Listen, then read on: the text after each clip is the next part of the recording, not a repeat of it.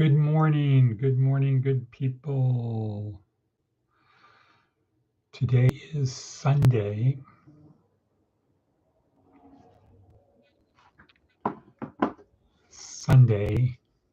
May 25th, 2025, 5/25/25, 5/25/2025. Numbers. Just finished watching a show called Prime Target that had to do with maths people at Cambridge. Highly involved with math, highly involved with Cambridge, and highly involved with the NSA. And none of them really came out looking good, especially Cambridge. Anyway, here we are, Sunday. It's about 6 o'clock in the morning. And as usual, we are here to help our students and interested people on their journey through, cut, edit. We are here to help our students and other people experience this life, this Heraclitus-ish type, you can never step in the same river twice life, where we are a spirit with a body, not a body with a spirit. We're a spirit with a body. And that body was a gift, or maybe you could say is a gift, an undeserved gift. Let's claim it that way. We got a gift of having this baryonic body where we get to experience what it is like to be non-spirit. So to have physical limitations and a whole lot of emotions that we need to learn to control. And I say that because my hunch would be, as spirit, you don't really have emotions, or maybe they're very regulated, but here we have these emotions that can really take us places, down or up, and we have to learn to control them. So we have a gift of this body. We honor the gift by using it for its intended purpose to the best we can, not squandering it. Just like if it's a bicycle, you don't leave it outside in the rain. You don't leave it out there for someone to steal. You take care of it. You honor the gift. So the person who gave it to you, maybe they watch you ride it and you feel good because they get a sense of the joy that you have. And so that we have a spirit, we are spirit in a finite body. The body is going to break down, wear out, get destroyed. The spirit will continue. And what happened, what we learned from Jesus is what happens next depends upon whether we obeyed his commandments or not.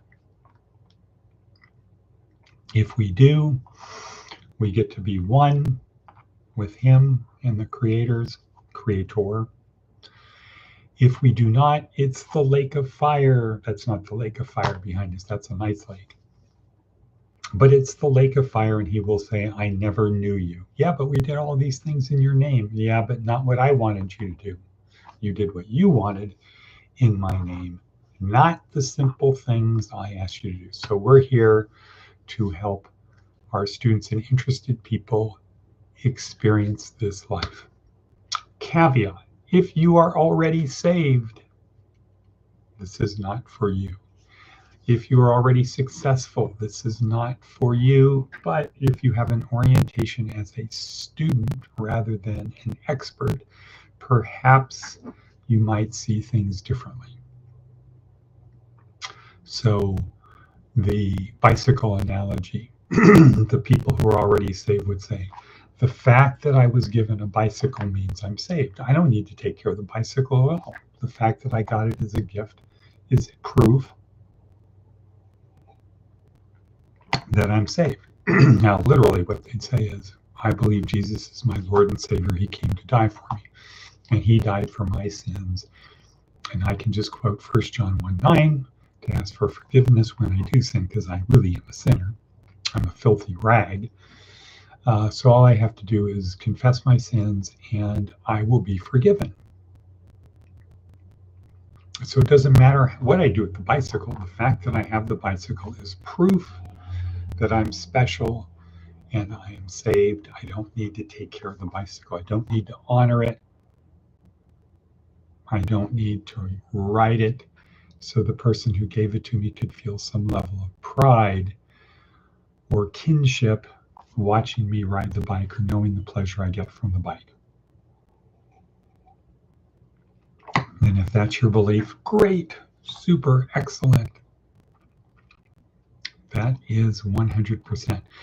If you are physically or financially successful, this is not for you, but you might come out as the student because Jesus was pretty clear that money should not be the pursuit of your life, and that it's harder for a rich man to get to heaven than for a camel to pass through the eye of the needle. Go sell all your stuff and follow me. Sell your stuff, give it to the poor, follow me, is what Jesus actually said. And if you look at how he lived, yes, he would be around people with money, but that was so that the money would be put to use for a dinner or something like that, where people could come together, share, bond, go forward in the same direction. All right. Well, so that's our intro. Today, our talk is the two big questions. We're going to talk about that soon. What are the two big questions? This is wrap up of week 1 of our 4-week neuroscience approach to success. It's the end of week 1. Next week is called week 2, Inside My Skull-Sized Kingdom. We'll talk about the two big questions because those should be locked in. In the meantime, advice from an 80-year-old. When someone hugs you, let them be the first to let go. TED Talk for today, Amy Cuddy, your body language. So that's a good one. Amy Cuddy talks about, we're usually focused on other people's body language to us, right? Everybody knows what's their body language, what's it telling me? And then some people take it to the level of, what is my body language telling you? But she brings it down to, what is your body language telling you? So it's not them to you, you to them, it's you to you. She says it's important and that we can trigger the release of neurotransmitters that will make us perform better or not better. So we can get big and stretch, and that will release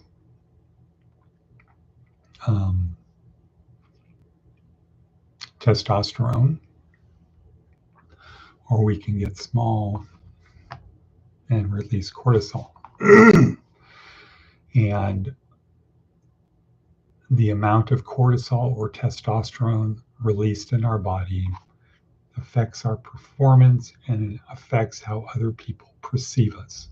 So you want to have confidence, go in the restroom for 5 minutes before your interview, your meeting, get big, expansive, confident, release testosterone. If you want to perform not well, shrink down, think negative thoughts, fearful thoughts, release cortisol. They'll never pick me. Why would anyone want to hire me? I'm a filthy rag. Right. Okay, so other things before we dive into Seth Godin. Today is the last Sunday for the little church in Tacoma, so I will be there today at 10. All are welcome to join. First to the Lutheran church, then to Tecopa, to Frank Esposito's church, and then back to study. Okay, for my pastoral ministry thing. Tomorrow is holiday. What is it? Memorial Day, Veterans Day, Labor Day, something. March 26th. So the banks will be closed. Everybody who's a federal or state person will be on vacation. So it's a long 3-day weekend. Yeah, groovy. Good morning, Miss Trinkle, wherever you are. Now, on to Seth Godin, the one-on-one method. The reason that most memos, speeches, and edicts fall flat is simple. We get stuck on the idea that we're talking to a crowd. When we're speaking or writing, the crowd is just an illusion. What's actually happening is that there is one person over there, another over there, repeated again and again until it's easier to imagine it's a mass audience. The alternative method is simple. Find one person, exactly one, and write to them, allowing the others to listen in.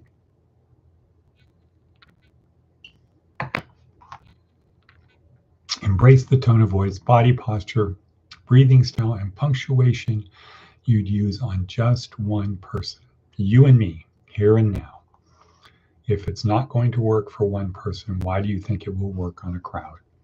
Okay, right. Interesting.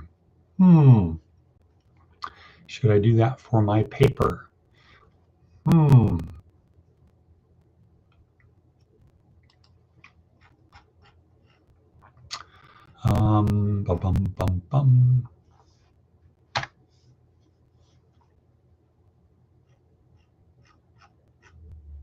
we go. All right. So where are we at? Wrap up of week 1. First, the 2 big questions. As we're experiencing this life, it seems there's 2 important questions. Who am I? And why do I behave the way I do? And when we say, who am I, do we mean in a kind of a generic sense, I'm a child of God, I'm an American? Or do we mean a who have I become? And let's assume it's the latter. Who am I? I started out as spirit. I got this body as an infant. I've grown into it. I've experienced things around me. Those things have changed me, molded me, shaped me. Who am I? So who have I become? I could have been unlimited possibilities when I was spirit, right? Before becoming baryonic. Once I became baryonic, the infinity of it shrank down tremendously. But then there was opportunity. But time and place of birth, huge impact. And literal time of place, probably the block you were born on, had an impact on who you are today. How your parents treated you, how the rest of the people treated you, how you were in school, all of those helped shape you. And so this is kind of a phenomenological question of who am I? Who have I become? What is the person I am in this body? How is my spirit in this body? Who is that? And to take a good look at it, count the blessings. I remember one of my first days road trips with the chaplain, I think it was the first one, to Tonopah, 3-hour ride. What are the gifts you've received? What are the gifts you've received? And it's like, wow, where do I start? Well, first with the definition of a gift, so an undeserved thing. So if I go to the gym every day and I work out and I'm in good physical shape, that's not a gift. That's the result of effort. But if I'm born healthy and relatively good looking not 3 teeth and 1 eye in the middle of my forehead, not like Shrek, or whoever. If that's who I am, that's a gift.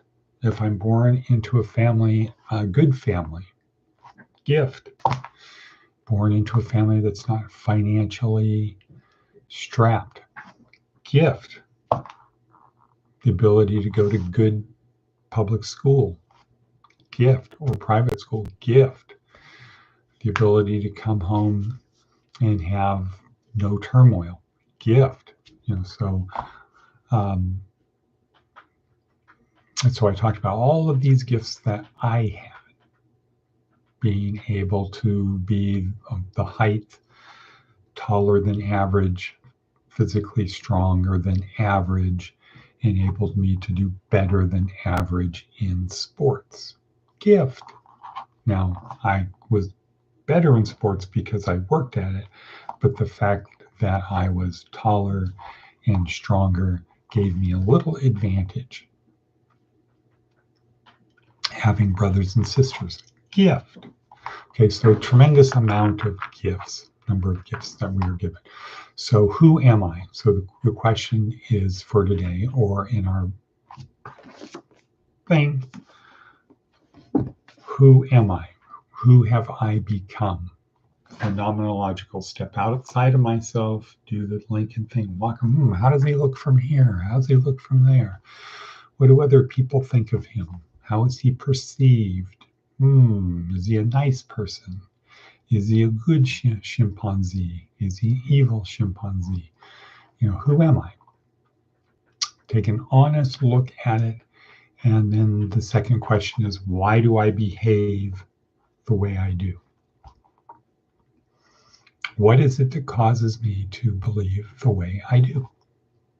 And we know, in the TED Talk for today, Amy Cuddy, we know that our beliefs trigger the release of neurotransmitters, and the neurotransmitters cause us to feel. So when we have belief A, there's a monster under my bed, if I believe that, any noise causes neurotransmitters to be released, like fear, cortisol. I don't hang my hand over the side of my bed if I think there's a monster under my bed.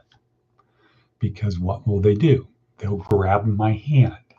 And even though consciously, rationally, I might believe there is no monster under my bed, I'm just not going to have my arm hanging over my bed, just in case. So that's belief.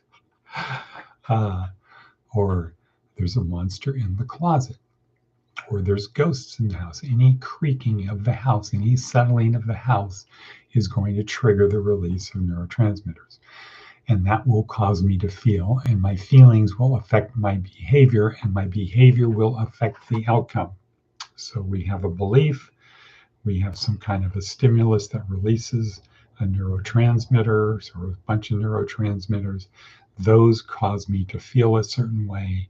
That causes me to act a certain way. And then there's the outcome of the act, and that will tend to reinforce my belief. Boom. Boom. Mic drop. Okay, so why do I act the way I do? Because of that. Because I have beliefs that are stored in the neurons in my brain, which we'll learn about next week. And there's stimuluses, internal or external stimuluses, that will trigger the release of neurotransmitters that will make me, bam, feel a certain way. And then my feelings will cause me to act a certain way, and my actions will cause a certain outcome. And that outcome will tend to support my underlying beliefs. So it just keeps going round and round and round. So if we know that, we have the ability to say, I need to change my beliefs. Or I can believe what I believe, but I need to not have it trigger the release of a neurotransmitter or neurotransmitters. Or when that neurotransmitter is released, I need to recognize it and change it to something else. So if it's dopamine flowing, I want to have a drink, or I want to have a little reefer. I have this other thought, this other thing, and I release oxytocin. Turn up the oxytocin, which turns down the dopamine. AA 101.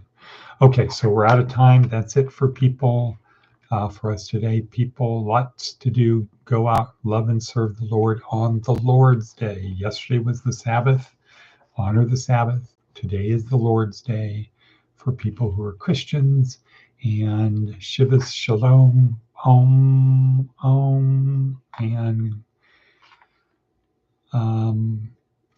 good thoughts to Miss Trinkle wherever she is. And what not a bevy at all. Okay, cut.